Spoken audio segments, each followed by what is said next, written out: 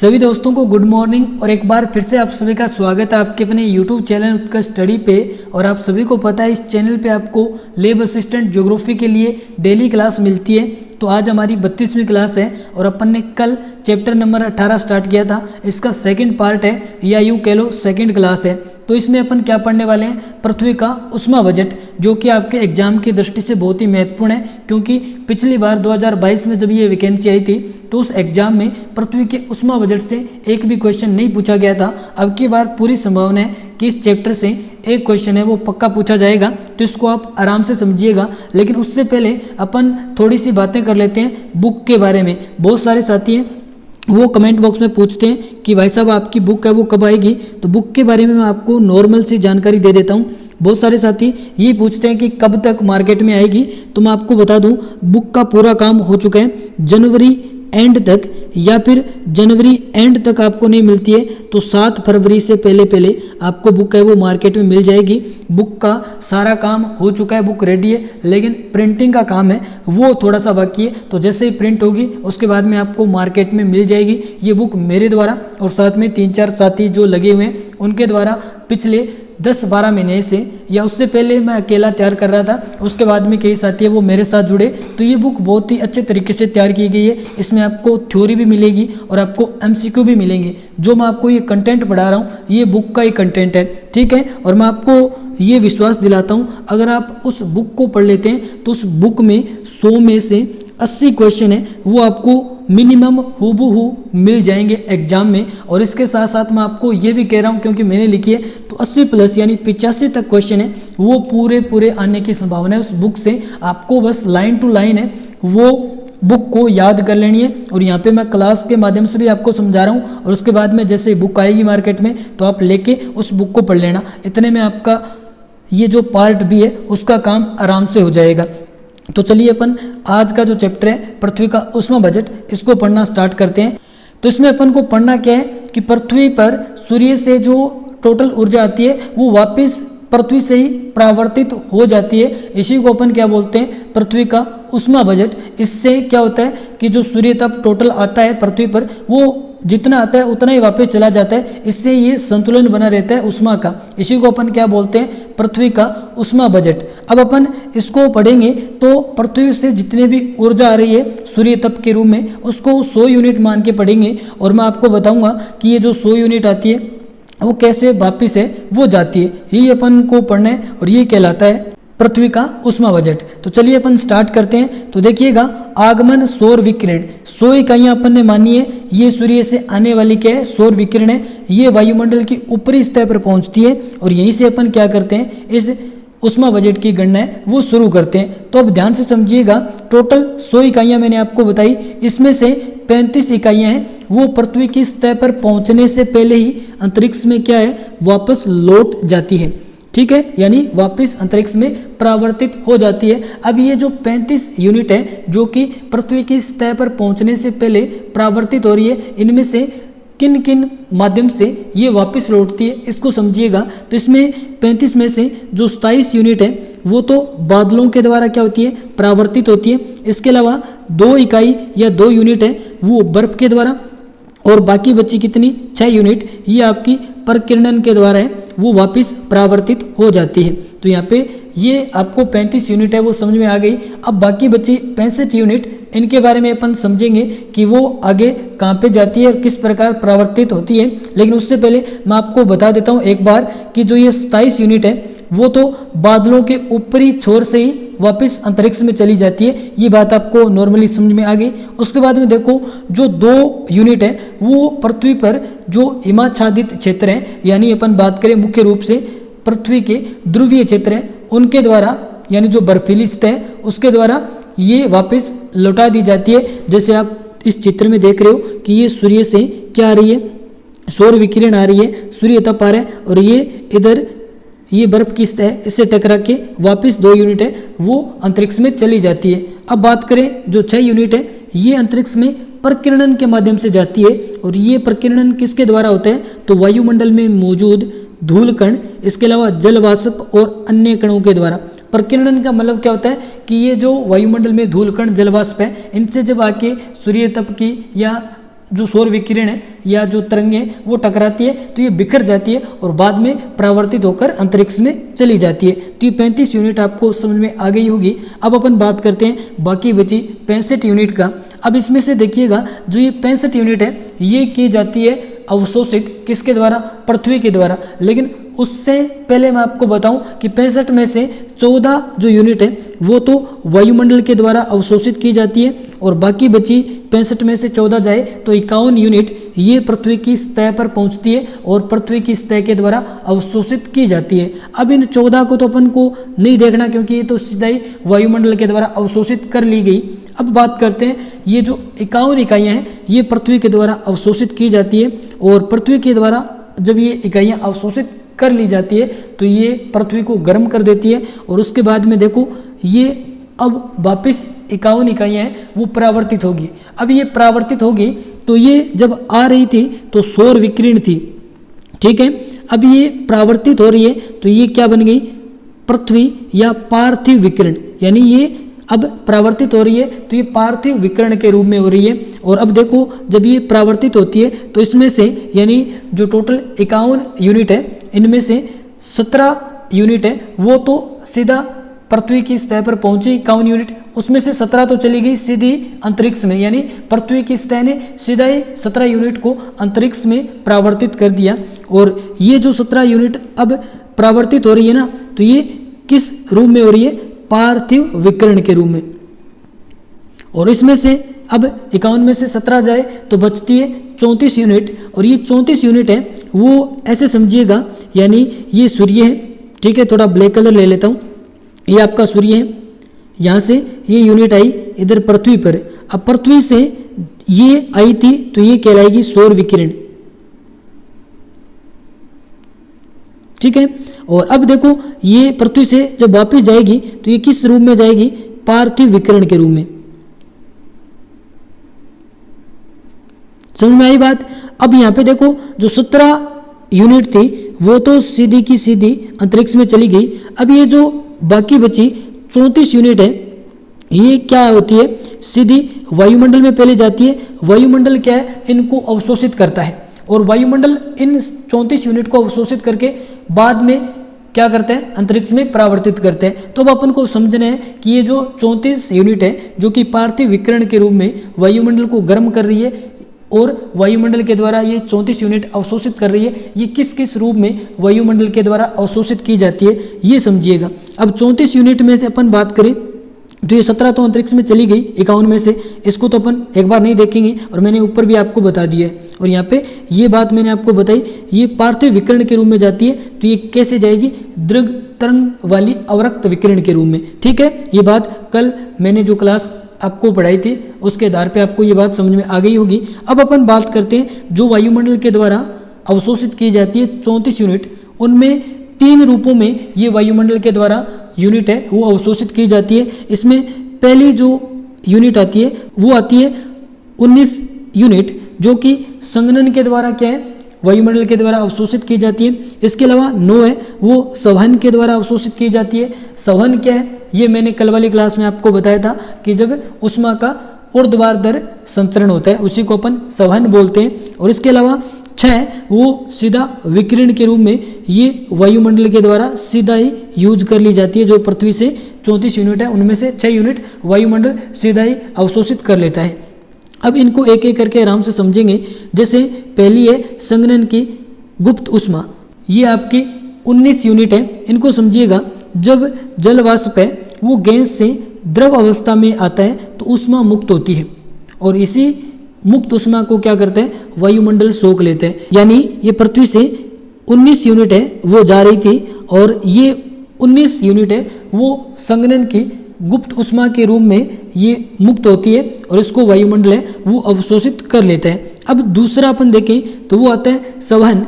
ये संवहन के माध्यम से 9 यूनिट है वो वायुमंडल के द्वारा अवशोषित की जाती है। यानी हवा जब गर्म होकर ऊपर उठती है तो ये ऊष्मा पैदा करती है और ये ऊष्मा वो वायुमंडल के द्वारा अवशोषित कर ली जाती है। अब बाकी बची 6 यूनिट तो ये वायुमंडल के द्वारा सीधा अवशोषित की जाती है। यानी ऊपर अपन ने बात की 19 तो संघनन की गुप्त ऊष्मा के द्वारा वायुमंडल वो अवशोषित कर रहे हैं, 9 संवहन के द्वारा, और यहाँ पे 6 वो वायुमंडल सीधा ही क्या कर रहे हैं, अवशोषित कर रहे हैं। तो ये बात आपको समझ में आ गई होगी।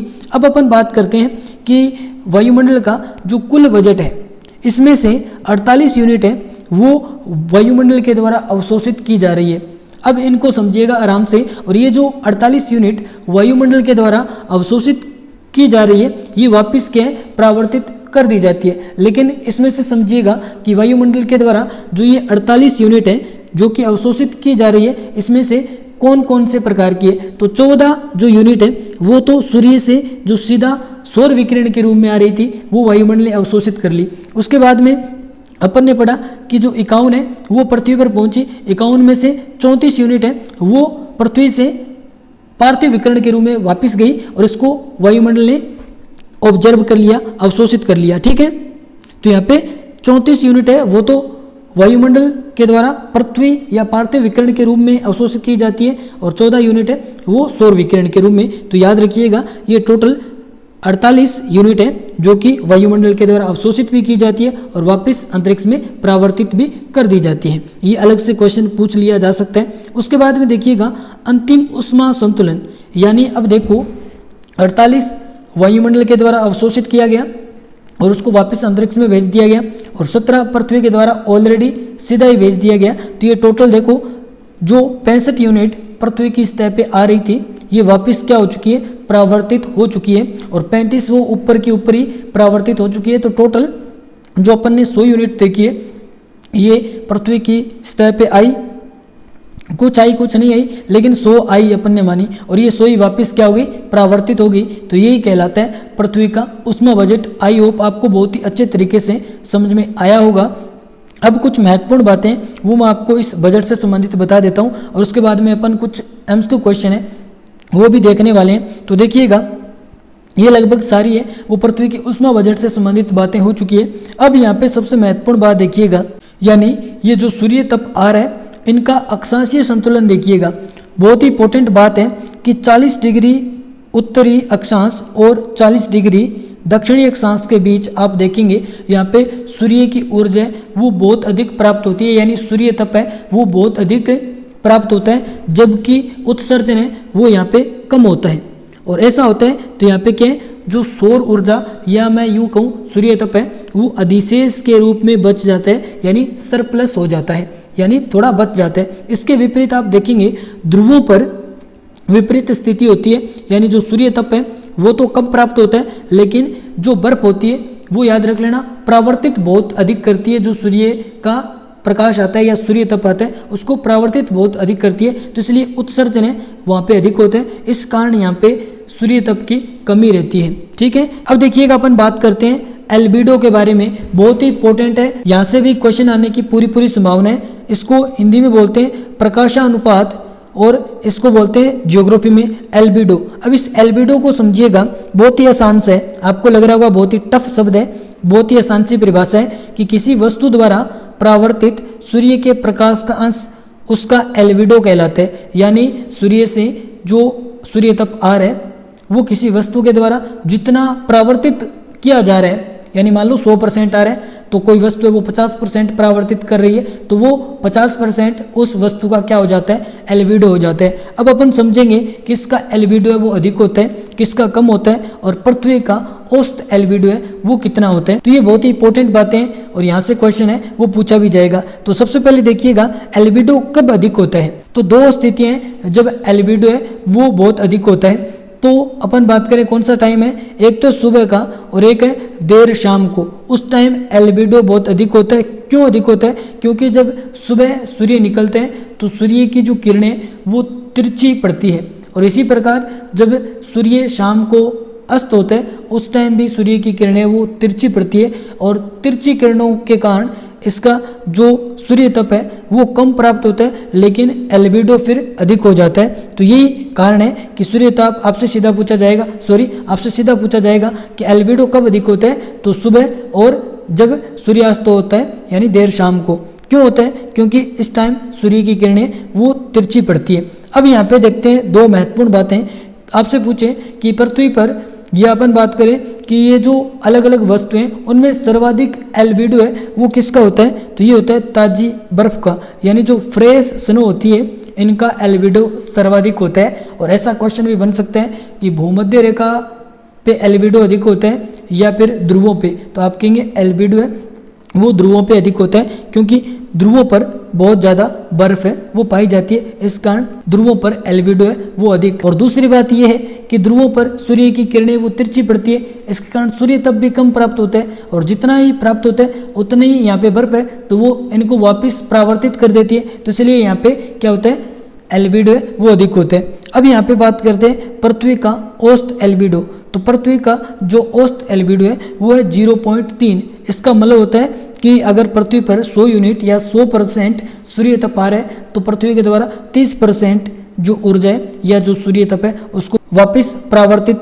कर दिया जाता है, और 70% जो सूर्य तप है उसको अवशोषित कर लिया जाता है। तो ये क्वेश्चन भी आपके एग्जाम में आ सकते हैं, इसको इंपॉर्टेंट मार्क करके याद कर लेना। अब अपन बात करते हैं एमसीक्यू क्वेश्चन, यानी मैं 5 एमसीक्यू क्वेश्चन है इसी जो थ्योरी आपको पढ़ाई है इससे संबंधित आपके लिए लेकर आया हूँ। तो पहला क्वेश्चन है वो आप देखिएगा, लेकिन उससे पहले मैं आपसे कहना चाहूँगा सारे साथी है वो इस क्लास को ज़्यादा से ज़्यादा लाइक कर देना और अपने दोस्तों के साथ शेयर कर देना जो इस वैकेंसी की तैयारी कर रहे हैं। तो पहला क्वेश्चन है आपको ये जवाब देना है कि सूर्य से आने वाली 100 इकाइयों में से कितनी इकाइयाँ पृथ्वी की सतह पर पहुँचने से पहले ही वापस परावर्तित हो जाती है।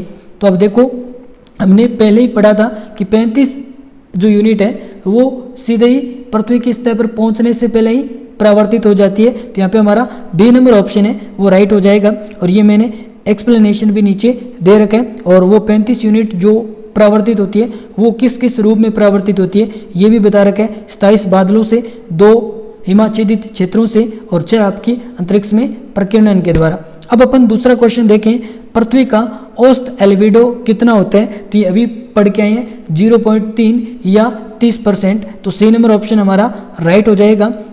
उसके बाद में देखिएगा क्वेश्चन नंबर 3 कि वायुमंडल द्वारा संघनन की गुप्त उष्मा के रूप में कितनी इकाइयां अवशोषित की जाती है, यानी यहाँ पे बात हो रही है जो अपन ने 34 इकाइयां पढ़ी थी ना कि पृथ्वी है वो अवशोषित करके वापस दीर्घ तरंग विकिरणों के रूप में छोड़ती है और वो वायुमंडल के द्वारा अवशोषित की जाती है। तो उसमें से 19 जो इकाइयाँ हैं वो तो संघनन की गुप्त उष्मा के द्वारा, और 9 है वो संवहन के द्वारा, और 6 इकाइयाँ हैं वो सीधा वायुमंडल के द्वारा अवशोषित की जाती है। तो यहाँ पे हमारा राइट आंसर होगा सी नंबर ऑप्शन। नीचे मैंने एक्सप्लेनेशन भी दे रखे हैं तो आप स्क्रीनशॉट भी ले सकते हैं। इसके अलावा देखिएगा क्वेश्चन नंबर 4 कि सबसे अधिक एल्बिडो है प्रकाशानुपात है वो किस सतह का होता है, महासागर का, ताजी बर्फ का या वन क्षेत्र का, तो ये होता है ताजी बर्फ का। बी नंबर ऑप्शन इसका राइट है, अभी पढ़ के आए हैं तो आपको आराम से याद होगा। और ये देख लीजिएगा जो ताजी बर्फ होती है इसका एल्बिडो है वो 80 से 90% होता है, यानी 0.8 से 0.9 भी अपन बोल सकते हैं। ठीक है, ये बात आप याद रखिएगा।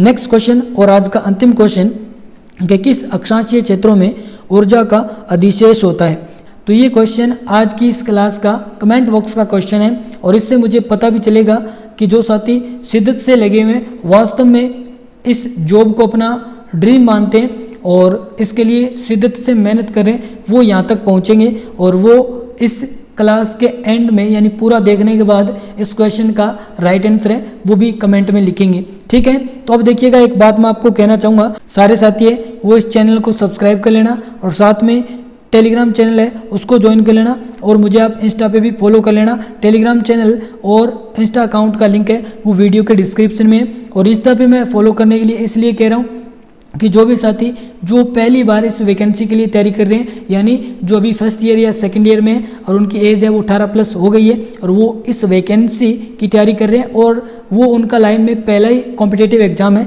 तो वो किस प्रकार तैयारी करें इस संबंध में मेरे से बात कर सकते हैं। डायरेक्ट मैसेज भी कर सकते हैं, वीडियो कॉल भी कर सकते हैं, वॉइस कॉल भी कर सकते हैं। और इसके अलावा मैं आपको बताना चाहूँगा अगर कोई साथी इस चैनल को आर्थिक सहायता देना चाहता है तो आप मेंबरशिप है वो ज्वाइन कर सकते हैं, और साथ में पहले मेंबर भी इस चैनल के बन सकते हैं। मिलते हैं अपन कल वाली क्लास में। जुड़ने के लिए सभी साथियों का बहुत बहुत धन्यवाद। कल वाली क्लास में अपन तापमान वितरण है और साथ में इस पूरे चैप्टर के 20-30 क्वेश्चन है वो देखने वाले हैं, तो कल वाली क्लास से भी जरूर जुड़ना। धन्यवाद। जय हिंद, जय भारत।